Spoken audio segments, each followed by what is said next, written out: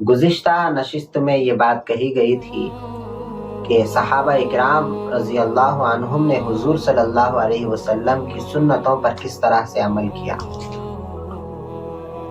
और ये भी बताया गया कि मुसलमान किसको कहते हैं, मुसलमान की पहचान किससे होती है।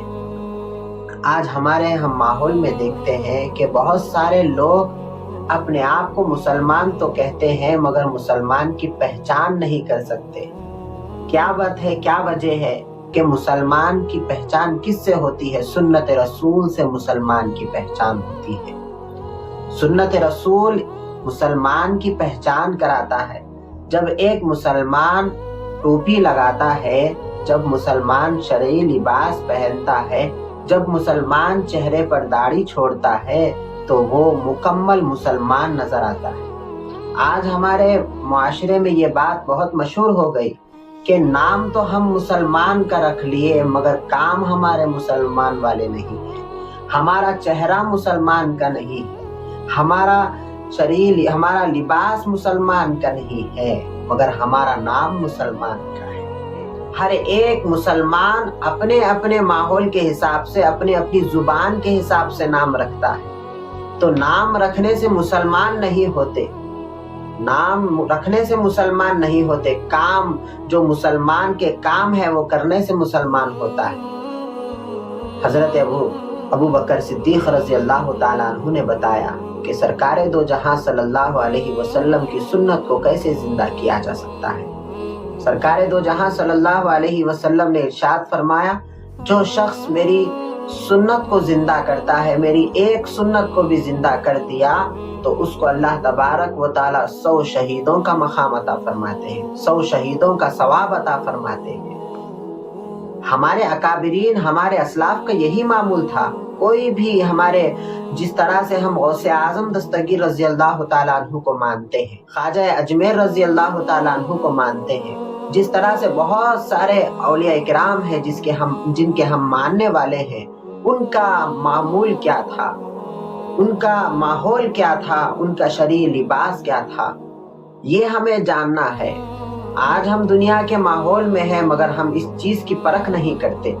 जो चीज हमें सही दिखी वो करना शुरू कर देते हैं मगर वो दुनिया की नजर में सही है, आखिरत की नजर में वो बेकार है। सरकारे दो जहां सल्लल्लाहु अलैहि वसल्लम ने ये भी इरशाद फरमाया, जो शख्स मेरी सुन्नत पर अमल नहीं करता, क़यामत के दिन मैं उसकी सिफारिश नहीं करता, मैं उसकी सिफारिश नहीं करता, मैं उसकी शिफाअत नहीं करता। बनी इसराइल में एक शख्स था, मूसा अलैहिस्सलाम के जैसा दिखने वाला था। जब मूसा अलैहिस्सलाम अपने उम्मतियों को दीन की बात समझा कर जाते थे तो वो आदमी भी पीछे से आता था और सेम टू सेम मूसा अलैहिस्सलाम के जैसी सूरत, मूसा अलैहिस्सलाम के जैसे कपड़े, मूसा अलैहिस्सलाम के जैसा सारा बदन पर जिस तरह का कपड़ा मूसा अलैहिस्सलाम पहनते थे वैसे ही वो पहन कर आता था और लोगों में ये कंफ्यूजन पैदा करता था कि वो मूसा नहीं थे, मैं मूसा। अब लोग परेशान हो जाते थे, लोग कंफ्यूज हो जाते थे कि हम किसकी बात को माने, और वो ये भी कहता था कि वो गलत बोल रहे हैं, मैं सही बोल रहा हूं। अब लोग परेशान हो गए। अब ये वाकया तो तवील है, बात आई गई हो गई। जब उसका आखिरी वक्त आया, बात हमें ये लेना है कि उसका जब आखिरी वक्त आया, जब उसको कब्र में उतार दिया गया, मुनकिर नकीर आए, सवाल करने लगे, मन रब्बु का, बता तेरा रब कौन है, माँ दीनू का, बता तेरा दीन क्या है, मन नबीयू का, बता तेरा नबी कौन है। सारे सवालात उससे हो गए। जब उसको अजाब देने लगे तो परवरदिगार आलम आवाज देकर फरिश्तों को रोकता है कि ऐ फरिश्तों रुक जाओ, क्यों उसे अजाब देते हो। तो फरिश्ते कहते हैं कि परवरदिगार, ये तेरे मूसा को सताने वाला था, ये बहुत बड़ा गुनहगार आदमी है, ये तेरे मूसा की नखल उड़ाता था, ये तेरे मूसा को परेशान करता था, मूसा अलैहिस्सलाम के उम्मतियों में ये बिगाड़ पैदा करता था, दीन में बिगाड़ पैदा करता था।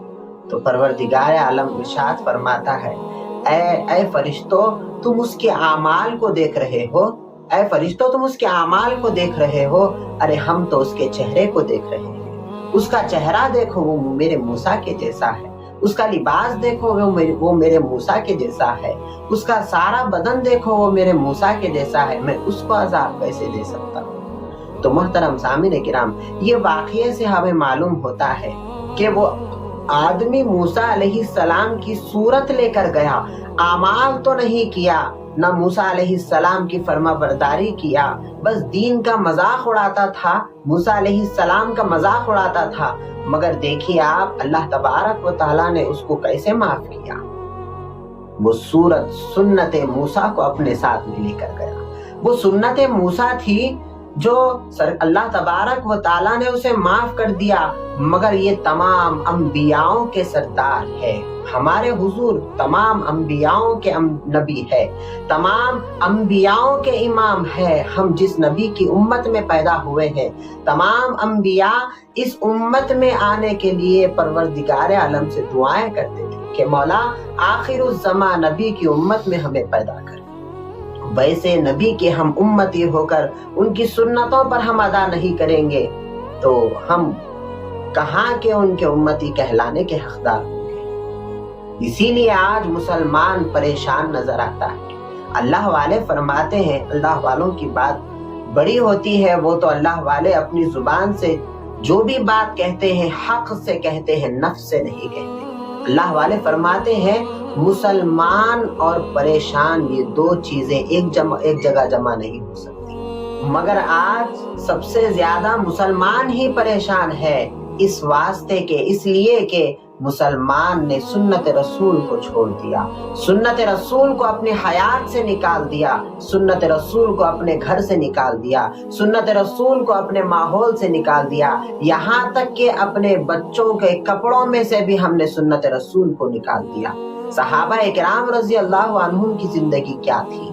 صحابہ ہر ایک سنت پر عمل کرتے تھے، اللہ والوں کا بھی یہی طریقہ تھا، مگر آج ہم نے وہ طریقہ نکال دیا، اس لیے آج ہم پریشان ہیں۔ بہت سارے لوگ پوچھتے ہیں کہ ہمارے گھر کے حالات خراب ہے، ہمارے گھر میں پریشانیاں آ رہی ہیں، تو یاد رکھیں میرے بھائی، سنت رسول کو زندہ کریں، اللہ تبارک و تعالی ہماری زندگیوں میں برکت دے گا، اللہ تبارک و تعالی ہمارے گھر میں رحمتوں برکتوں کا نزول کرے گا۔